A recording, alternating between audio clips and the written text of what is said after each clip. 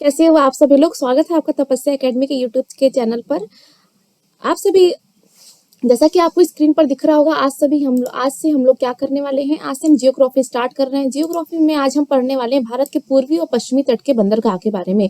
भारत के पूर्वी और पश्चिमी तट के बंदरगाह के बारे में बात करूं तो भारत के जितने भी पूर्वी और पश्चिमी तट के बंदरगाह हैं उन सभी को आज हम पढ़ने वाले हैं। खास ही और साथ ही हम एक खास याद करने की ट्रिक भी जानेंगे। तो स्टार्ट करते हैं हमारे भारत के पूर्वी और पश्चिमी बंदरगाह के बारे में। पूर्वी और पश्चिमी बंदरगाह के बारे में बात करूं तो हमारे पूर्वी और पश्चिमी बंदरगाह पर जितने भी बंदरगाह हैं, जैसे कांडाला हो गया, मुंबई हो गया, मर्मगोवा हो गया, मैंगलोर हो गया, कोचीन हो गया, तूतीकोरिन हो गया, केरला कारिकल हो गया, चेन्नई, एन्नोर, कृष्णपट्टनम, और जितने भी हम पारादीप हो गया, कोलकाता हो गया, जितने भी बंदरगाह होते हैं आज हम सभी के बारे में पढ़ने वाले हैं। साथ ही हम एक खास ट्रिक के बारे में जानेंगे जिससे हम बहुत ही आसानी से कोई भी बंदरगाह को अगर हमें पूछ लिया जाए वो किस तट पर स्थित है या कहाँ पर है, हम बहुत आसानी से बता सकते हैं। स्टार्ट करते हैं भारत के पूर्वी और पश्चिमी तट के बंदरगाह के बारे में। आगे बढ़ते हैं और बात करते हैं। सबसे पहले जानते हैं बंदरगाह क्या होता है।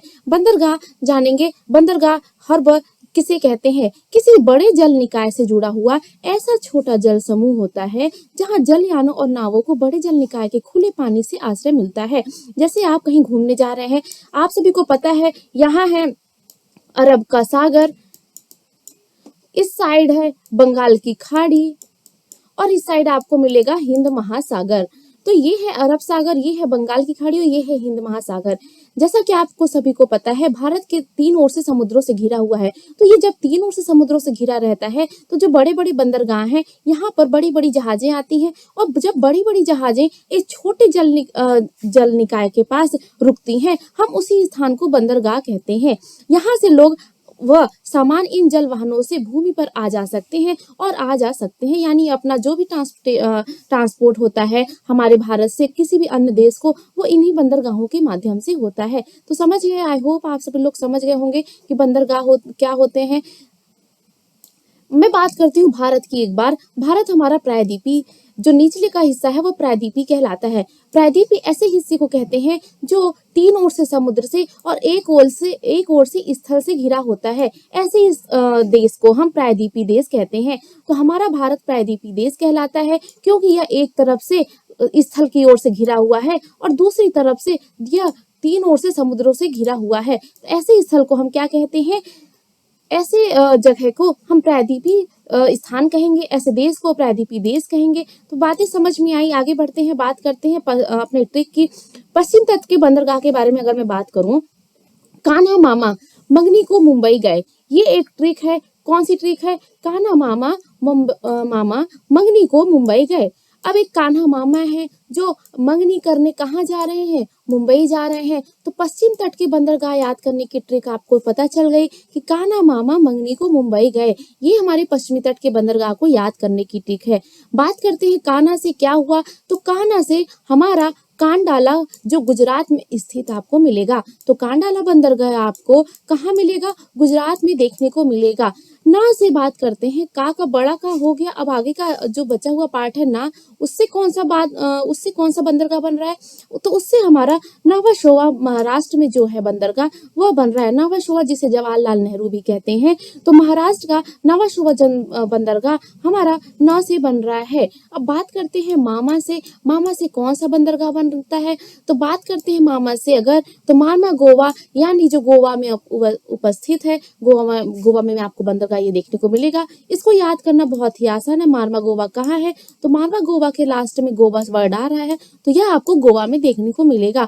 तो मामा से मारमा गोवा जो गोवा में अवस्थित है। बहुत ही आसान है। आई होप आप लोगों को समझ में आ रहा होगा। तपस्या एकेडमी की टेलीग्राम चैनल आपको एजुकेशन बाय अमृता में आपको मिलेगा। साथ ही आपको इंस्टाग्राम फॉलो करें तपस्या एकेडमी, और कोई भी अगर इन्फॉर्मेशन चाहिए तो आप इस नंबर पर कॉल कर सकते हैं। इस नंबर पर कॉल करके आपको सारी जानकारी मिल जाएगी। साथ ही आपको हम बता दें कि 6 to 12 कंप्लीट एनसीईआरटी हम आपको कराते हैं। 6 to 12 कंप्लीट एनसीईआरटी कंप्लीट करने के लिए हमारे साथ हमारे यूट्यूब के चैनल पर बने रहना होगा आपको, जिसके लिए हमारा यूट्यूब चैनल आपको सब्सक्राइब करना होगा और वीडियो को लाइक्स करने होंगे। तो बात करते हैं अगले बंदरगाह की। अगले बंदरगाह की मैं बात करूं तो अगला बंदरगाह हमारा मंगनी से आता है मैंगलोर। तो हमारा अगला बंदरगाह मंगनी से कौन सा आता है? मैंगलोर। मंगनी से मैंगलोर बंदरगाह जो कर्नाटक में उपस्थित है। जो कहाँ है? ये देखिए आपका ये है कर्नाटक, और कर्नाटक में मंगलोर आपको न्यू मंगलोर के नाम से मिलेगा। तो ये बंदरगाह आपको कर्नाटक में मिलेगा। तो मंगनी से न्यू मंगलोर हो गया। हम बात करते हैं को। कान्हा मामा मंगनी को वर्ड आया। को से बात करते हैं तो कोचीन जो केरल में अवस्थित है। तो कोचीन बंदरगाह हमारा कहाँ आपको देखने को मिलेगा? ये हमारा केरल है, तो कोचीन बंदरगाह हमें केरल में देखने को मिलेगा। बात करते हैं मुंबई बंदरगाह की। मुंबई आपको महाराष्ट्र में देखने को मिलेगा। मुंबई बंदरगाह आपको महाराष्ट्र में मिलेगा। यह सबसे बड़ा बंदरगाह भी है। आगे पढ़ेंगे इसके बारे में विस्तृत जानकारी, हर एक बंदरगाह के बारे में विस्तृत जानकारी लेंगे। तो आगे बढ़ते हैं नेक्स्ट अपने पूर्वी तट पर जितने भी बंदरगाह उपस्थित हैं, यानी ये हमारा पूर्वी तट है और ये हमारा पश्चिमी तट है। तो इस पूर्वी तट पर उपस्थित जितने भी बंदरगाह हैं उसके बारे में हम पढ़ने वाले हैं। पूर्वी तट पर उपस्थित सभी बंदरगाहों के बारे में हम डिटेल से जानकारी लेंगे। पहले उसकी ट्रिक के बारे में समझ लेते हैं। तो पूरी बंदरगाह पे हम डिटेल से पढ़ेंगे। इससे पहले हम ट्रिक के बारे में जानते हैं, साथ ही हम एक क्रम याद करेंगे। जैसे उत्तर से दक्षिण को ओर आते हुए पूर्वी तट के बंदरगाह को अरेंज करना होगा आपको। इसका भी क्वेश्चन हम आपको कराएंगे। तो हमारा पूर्वी तट के बंदरगाह को याद करने का जो ट्रिक है, ए विशाखा तो चेन्नई से पारा और हल्दी कोलकाता ला। हमारा ट्रिक क्या है? ए विशाखा तो चेन्नई से पारा और हल्दी कोलकाता ला। अब एक विशाखा है जो कहाँ रहती है?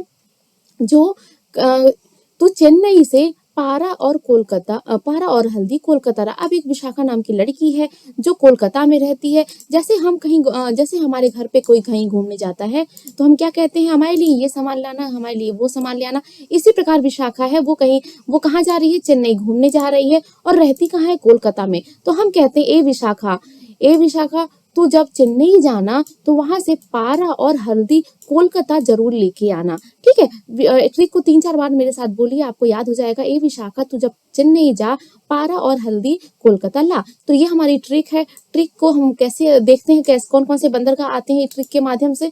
तो बात करते हैं सबसे पहले ए से। हमारा पहला वर्ड है ए। पहला वर्ड हमारा कौन सा है? हमारा पहला वर्ड है ए। ए से हमारा आ रहा है एन्नोर। एन्नोर है तमिलनाडु में। हमारा एन्नोर बंदरगाह आपको कहाँ देखने को मिलेगा? तमिलनाडु में। ये तमिलनाडु है तो एन्नोर बंदरगाह आपको तमिलनाडु में देखने को मिलेगा। क्लियर हुआ? बात करते हैं विशाखा की। अब विशाखा कहाँ है? तो विशाखा से कौन सा हमारा बन रहा है बंदरगाह? विशाखापट्टनम, जो आंध्र प्रदेश में अवस्थित आपको देखने को मिलेगा। तो मैप में देखिए सभी लोग, आंध्र प्रदेश में अवस्थित विशाखापट्टनम आपको बंदरगाह आंध्र प्रदेश में देखने को मिलेगा। तू से क्या आता है? विशाखा तू, ये तू वर्ड आया। तू से तूतीकोरिन बंदरगाह आपको कहाँ मिलेगा देखने को? ये भी आपको तमिलनाडु में देखने को मिलेगा। अब बात करते हैं चेन्नई की। तो ऑब्वियसली चेन्नई कहाँ है? तमिलनाडु में। तो बंदरगाह कहाँ होगा? तमिलनाडु में। आगे बढ़ते हैं, बात करते हैं पारा की। पारादीप कहाँ पर है? पारा बंदरगाह हमें ओडिशा में देखने को मिलेगा। तो पारा बंदरगाह हमें देखने को कहाँ मिलेगा? ओडिशा में देखने को मिलेगा। अब आगे बढ़ते हैं, बात करते हैं हल्दी की। हल्दी से कौन सा बंदरगाह बन रहा है? हल्दी से हल्दिया बंदरगाह बन रहा है जो पश्चिम बंगाल में आपको देखने को मिलेगा। हल्दिया से कौन सा मिल रहा है? पश्चिम बंगाल में आपको हल्दिया बंदरगाह देखने को मिलेगा। साथ ही कोलकाता कहाँ है? पश्चिम बंगाल में। तो कोलकाता बंदरगाह हमें कहाँ देखने को मिलेगा? पश्चिम बंगाल में देखने को मिलेगा। तो ये था हमारा ट्रिक पूर्वी बंदरगाह को याद करने, पूर्वी तट के जितने भी बंदरगाह हैं उन्हें याद करने का ट्रिक। ए विशाखा तू चेन्नई से पारा और हल्दी कोलकाता ला। अब 3-4 बार आप जब बोलेंगे इस ट्रिक को तो आपको बहुत ही इजीली याद हो जाएगी। आगे बढ़ते हैं, अब हर एक बंदरगाह के बारे में डिटेल से पढ़ते हैं। हर एक बंदरगाह के बारे में डिटेल से पढ़ें तो सबसे पहला हमारा आता है मुंबई बंदरगाह। मुंबई बंदरगाह यह एक प्राकृतिक बंदरगाह है जो मुंबई में स्थित है। मुंबई बंदरगाह कहाँ है? महाराष्ट्र में है, और महाराष्ट्र में यह एक प्राकृतिक बंदरगाह है। ठीक है, इसे भारत का प्रवेश द्वार कहा जाता है। बहुत ही इंपॉर्टेंट बात है, इसे क्या कहा जाता है? इसे भारत का प्रवेश द्वार कहा जाता है। इसे क्या कहा जाता है? 3-4 बार आप मेरे साथ बोलेंगे, इसे भारत का प्रवेश द्वार कहा जाता है। क्लियर हुआ? इसे भारत का क्या कहेंगे? प्रवेश द्वार कहेंगे। सभी को क्लियर हो रहा है? अन्य बंदरगाहों की अपेक्षा यह अधिक विस्तृत है। अब अन्य बंदरगाहों की अपेक्षा मैं बात करूं तो यह काफी ज्यादा विस्तृत है। यानी ये इसका जो क्षेत्रफल है वो काफी अधिक है। इस बंदरगाह की क्षमता 200 टन से अधिक है। इस बंदरगाह की मैं बात करूं तो इस बंदरगाह की जो क्षमता है वो 200 टन से आपको अधिक देखने को मिलेगी। भारत का सर्वाधिक व्यापार इसी बंदरगाह से होता है। तो मुंबई बंदरगाह जो है, भारत का अधिकतर व्यापार इसी बंदरगाह से आपको देखने को मिलेगा। पश्चिमी तट का सबसे बड़ा प्राकृतिक बंदरगाह है।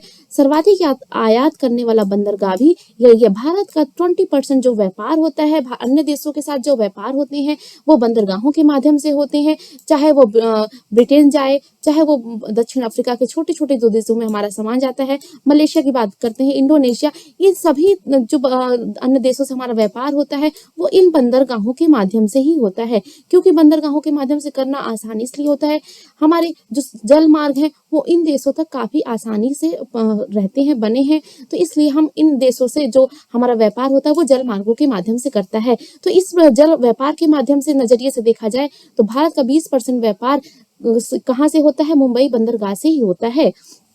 बातें क्लियर हुई मुंबई बंदरगाह के बारे में। फिर से बात क्यों रिवीजन करते हैं, यह प्राकृतिक बंदरगाह है जो मुंबई में स्थित है। इसे भारत का प्रवेश द्वार कहते हैं। साथ ही यह अन्य बंदरगाहों की अपेक्षा बहुत ही अधिक विस्तृत है। इस बंदरगाह की क्षमता 200 टन से अधिक है। भारत का अधिकतर व्यापार इसी बंदरगाह से होता है। पश्चिमी तट का यह सबसे बड़ा प्राकृतिक बंदरगाह है। पश्चिमी तट के जितने भी बंदरगाह हैं, चाहे वो मुंबई हो, चाहे वो जवाहरलाल नेहरू, मर्मगोवा हो, न्यू मैंगलोर हो, कोच्चि हो, कांडाला हो, उन सब में सबसे बड़ा बंदरगाह, प्राकृतिक बंदरगाह कौन सा है? हमारा मुंबई बंदरगाह है। इतनी बातें क्लियर हुई मुंबई बंदरगाह के बारे में। आगे बढ़ते हैं और बात करते हैं नवा शुआ बंदरगाह, जिसे जवाहरलाल नेहरू बंदरगाह भी कहते हैं। नवा शुआ बंदरगाह की मैं बात करूं, इसे जवाहरलाल नेहरू बंदरगाह भी कहते हैं।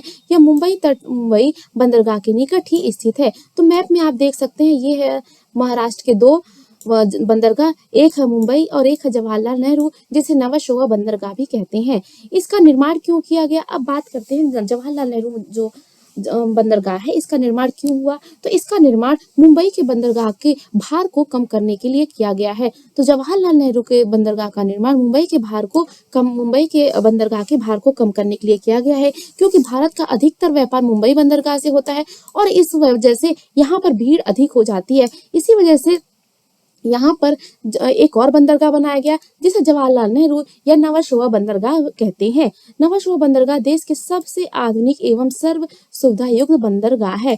अब लेटेस्ट वर्जन का अगर हम बंदरगाह के बारे में बात करें तो नवा शुआ जो बंदरगाह है वह देश के सबसे आधुनिक एवं सर्व सुविधा युक्त बंदरगाह आपको देखने को मिलेगा। शुष्क सामग्री हेतु व्यापार के लिए यह प्रसिद्ध है। तो जो हमारा नवा शुआ बंदरगाह है, यह ड्राई चीजों के जो आयात निर्यात होता है उसके लिए यह बंदरगाह प्रमुख रूप से जाना जाता है। तो ये थी बात नवा शुआ यानी जवाहरलाल नेहरू बंदरगाह के बारे में। आगे बढ़ते हैं और बात करते हैं कांडाला बंदरगाह की। कांडाला बंदरगाह की मैं बात करूं, कांडाला बंदरगाह की बात करूं, ये आपको कहाँ देखने को मिलेगा? अक्सर ये चर्चाओं में न्यूज में रहा है, तो आपको पता होना चाहिए। कांडाला बंदरगाह आपको गुजरात में देखने को मिलेगा। गुजरात के यहाँ पर आपको मिलेगी कच्छ की खाड़ी। यहाँ पर यह जरीब बंदरगाह है। ध्यान रखिएगा, कांडाला कैसा बंदरगाह है? जरीब बंदरगाह है। इसके निकट के राज्यों में खनिज तेल, सीमेंट, रसायन, सूती वस्त्र इत्यादि उद्योगों का विकास होने से इसका महत्व बढ़ गया। अब जब गुजरात में कौन कौन से जो उद्योग बढ़े, सीमेंट उद्योग बढ़ गया, रसायन उद्योग बढ़ गया, सूती वस्त्र उद्योग बढ़ गया, इसकी वजह से इस कांडाला बंदरगाह का जो उपयोगिता है वो अधिक हो गई। इस बंदरगाह में भारी मात्रा में कपास, सूती वस्त्र, उर्वरक, कच्चा तेल, पोटास, फास्फेट, नमक आदि का निर्यात किया जाता है। क्लियर हुआ कांडाला बंदरगाह के बारे में? तो ये है कांडाला बंदरगाह, सभी को पता है, गुजरात के कच्छ की खाड़ी में स्थित है और जरी बंदरगाह है। और यहाँ पर क्या चीजें हम किन चीजों से इसका महत्व बढ़ा? क्योंकि यहाँ पे खनिज तेल, सीमेंट, रसायन, सूती वस्त्र इत्यादि के उद्योगों के बढ़ने के कारण यहाँ का इसका विकास ज्यादा हो गया। अब बात करते हैं मर्मागोवा बंदरगाह की। मर्मागोवा बंदरगाह की मैं बात करूं तो मर्मागोवा बंदरगाह आपको मैंने कहाँ बताया था? गोवा में। तो ये बंदरगाह गोवा में स्थित है। अरब सागर के तट पर स्थित प्राकृतिक बंदरगाह है। इस तट के बारे में ज्यादा जानकारी नहीं है, तो बस आप इतना जान लीजिए, मर्मागोवा बंदरगाह गोवा में स्थित अरब सागर के तट पर स्थित प्राकृतिक बंदरगाह है। तो ये है गोवा, मर्मागोवा आपको यहाँ देखने को मिलेगा। अब बात करते हैं न्यू मंगलोर। न्यू मंगलोर बंदरगाह से बात करें तो यह आपको कर्नाटक राज्य के समुद्र के तट पर स्थित है। न्यू मंगलोर की बात करें तो ये है कर्नाटक के कर्नाटक राज्य के समुद्र के तट पर आपको स्थित देखने को मिलेगा। इस बंदरगाह से केंद्रमुखी खान से निकला लोहा लौ एस निर्यात किया जाता है। तो जो कर्नाटक है वहाँ की जो केंद्रमुख की खादान है वह लोहे के लिए काफी प्रसिद्ध है। तो ये लोहे की प्रसिद्धि होने के कारण जो केंद्रमुख की खादान से जो लोहा निकलता है वो इसी न्यू मंगलोर बंदरगाह से दूसरे देशों को आयात किया जाता है। बात करते हैं कोच्चि। कोच्चि को आपको कहाँ मिलेगा? केरल में देखने को मिलेगा। केरल का ये बंदरगाह है। तो केरल के बंदरगाह यह केरल राज्य में स्थित प्राकृतिक बंदरगाह है जिसमें बड़े जहाज भी ठहर सकते हैं। कोच्चि बंदरगाह भारत के पश्चिमी तट का सर्वश्रेष्ठ बंदरगाह माना गया है। चाय, कॉफी, मसाले निर्यात के लिए प्रसिद्ध है। तो आप सभी को पता है केरल हमारा जो फेमस है वो चाय अपने मसालों के लिए फेमस है। तो मसालों का जो निर्यात होगा वो कहाँ से होगा? जो केरल में बंदरगाह होगा, और केरल में बंदरगाह जो है उसका नाम है कोच्चि। तो क्लियर हुआ सभी को? ये थे हमारे पूरे पश्चिमी तट के बंदरगाह। अगर मैं आपको बोलूं कि उत्तर से दक्षिण की तरफ सभी पश्चिमी तट के बंदरगाहों को क्रम से जमाइए तो आप कैसे करेंगे? सबसे पहले आएगा हमारा कांडाला, मुंबई, जवाहरलाल नेहरू या नवशोवा, मर्मुगोवा, न्यू मंगलोर और कोच्चिन। सभी आपको ये पश्चिमी तट के आपके बंदरगाह याद होने चाहिए। आगे बढ़ते हैं और बात करते हैं कोलकाता बंदरगाह की। अब आ गए पूर्वी तट पर। पूर्वी तट पे आते हैं और कोलकाता बंदरगाह की बात करते हैं। कोलकाता बंदरगाह यह पश्चिम बंगाल के हुगली नदी के किनारे स्थित कृत्रिम बंदरगाह है। कोलकाता बंदरगाह आपको कहाँ देखने को मिलेगा? यहाँ से निकलती है हुगली, यहाँ पे रहती है हुगली नदी। तो इस हुगली नदी पर आपको कोलकाता, हुगली नदी जो है वो गंगा नदी तंत्र का हिस्सा है। तो कोलकाता हमारा जो है बंदरगाह है वो हुगली नदी के तट पर आपको स्थित कृत्रिम बंदरगाह है। पूर्वी तट का सबसे बड़ा तथा भारत का दूसरा सबसे बड़ा बंदरगाह है। तो भारत का सबसे बड़ा बंदरगाह को मैंने कौन सा बताया था? मुंबई बंदरगाह। और दूसरा सबसे बड़ा बंदरगाह अगर पूछ लिया जाए तो कोलकाता बंदरगाह। कोलकाता बंदरगाह के दक्षिण में हल्दिया बंदरगाह को विकसित किया गया है। जिस प्रकार से मुंबई का भार कम करने के लिए जवाहरलाल नेहरू बंदरगाह स्थापित किया गया था, उसी प्रकार कोलकाता के भार को कम करने के लिए हल्दिया बंदरगाह को विकसित किया गया है। तो हल्दिया बंदरगाह आपको कोलकाता के दक्षिण में यहाँ पर आपको देखने को मिलेगा। क्लियर?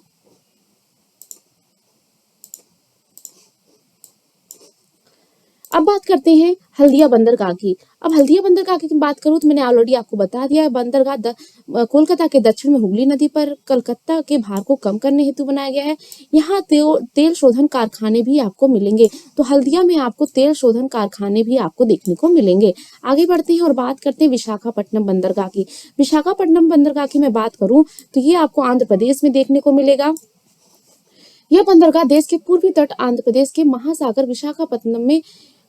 विशाखापट्टनम में स्थित है। यह एक प्राकृतिक और गहरा बंदरगाह है। भारत का सबसे गहरा बंदरगाह है। तो भारत का सबसे अगर गहरा बंदरगाह पूछे तो आप क्या कहोगे? विशाखापट्टनम है। सबसे बड़ा पूछे तो मुंबई है। दूसरा सबसे बड़ा पूछे तो कोलकाता है। 3 चीजें क्लियर हो गई। यह जहाजों का निर्माण एवं मरम्मत की जाती है। विशाखापट्टनम में एक स्पेशल काम भी होता है। यहाँ पर जो बड़े बड़े जहाज होते हैं उनकी रिपेयरिंग और उनको बनाया भी जाता है। यह बंदरगाह अपने कार्यों की गुणवत्ता एवं उत्पादकता के लिए प्रसिद्ध है। अब बात करते हैं विशाखापट्टनम जो हमारा बंदरगाह है यह अपने कार्यों की गुणवत्ता और उत्पादकता के लिए प्रसिद्ध है। अब आती है बात चेन्नई की। चेन्नई बंदरगाह आपको तमिलनाडु में देखने को मिलेगा। ये है हमारा तमिलनाडु राज्य। यहाँ पर आपको चेन्नई बंदरगाह देखने को मिलेगा। भारत के तमिलनाडु राज्य में स्थित एक कृत्रिम बंदरगाह है। कैसा है? कृत्रिम बंदरगाह है। भारत का दूसरा सबसे बड़ा यातायात घनत्व वाला बंदरगाह और भारत का सबसे पुराना कृत्रिम बंदरगाह है। तो बात करते हैं भारत का सबसे पुराना कृत्रिम बंदरगाह की, तो वो आपको चेन्नई मिलेगा। भारत का सबसे पुराना कृत्रिम बंदरगाह चेन्नई है। भारत का सबसे पुराना कृत्रिम बंदरगाह चेन्नई है। भारत का सबसे पुराना कृत्रिम बंदरगाह चेन्नई है। एन्नौर बंदरगाह को चेन्नई बंदरगाह के दबाव को कम करने के लिए विकसित किया गया है। अब इसी के ऊपर आप देखेंगे उत्तर की तरफ आपको एन्नौर बंदरगाह दिख रहा होगा। जिस प्रकार से मुंबई के भार को कम करने के लिए जवाहरलाल नेहरू बनाया गया था, कोलकाता के भार कम करने के लिए हल्दिया बनाया गया था, उसी प्रकार चेन्नई के भार को कम करने के लिए एन्नौर को बनाया गया है। क्लियर हुआ? अब बात करते हैं पारादीप बंदरगाह की। पारादीप बंदरगाह आपको उड़ीसा के तट पर देखने को मिलेगा। ये हमारा उड़ीसा राज्य है और इसके तट पर आपको पारादीप बंदरगाह देखने को मिलेगा। यह भारत के पूर्वी तट के किनारे उड़ीसा राज्य में स्थित है।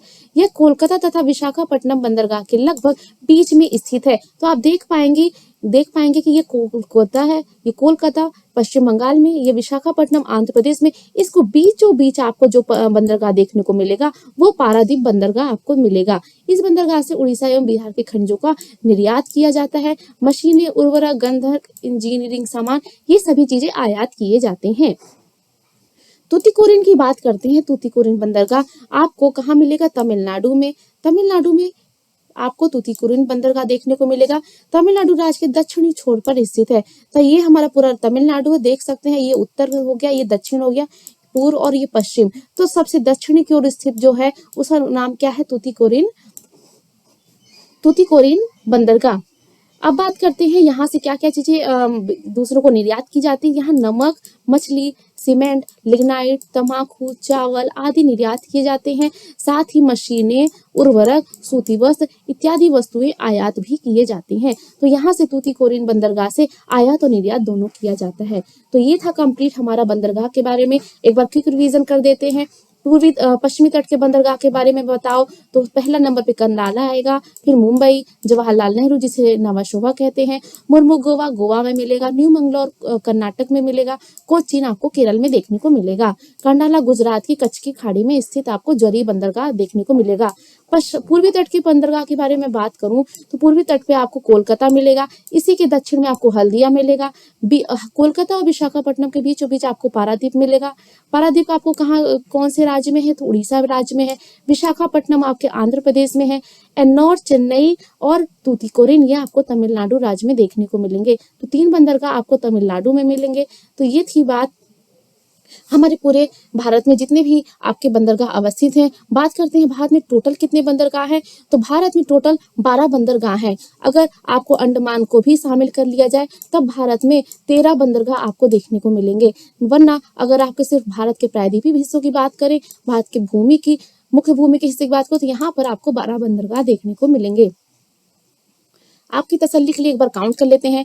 कांडाला पहला, दूसरा मुंबई, तीसरा जवाहरलाल नेहरू, चौथा मुर्मुगोवा, 5वां न्यू मंगलोर, 6वां कोच्चि, 7वां तूतीकोरिन, 8वां चेन्नई, 9वां एन्नौर, 10वां विशाखापट्टनम, 11वां पारादीप और 12वां कोलकाता। तो ये हो गए हमारे 12 बंदरगाह जो मुख्य रूप से पाए जाते हैं। और साथ ही अगर हम अंडमान के जो पोर्ट ब्लेयर में स्थित है बंदरगाह उसे शामिल कर ले तो भारत में टोटल 13 बंदरगाह आपको देखने को मिलेंगे। तो कैसा लगा आपको वीडियो मुझे कमेंट सेक्शन में जरूर लिखकर बताइएगा। ऐसे ही हमारे यूट्यूब के चैनल के साथ बने रहिए ताकि हम आपको और भी इंफॉर्मेशन दे सकें। चैनल को सब्सक्राइब कर लीजिए, वीडियो को लाइक कर लीजिए। मिलते हैं नेक्स्ट वीडियो में एक नए टॉपिक के साथ। तब तक के लिए थैंक यू।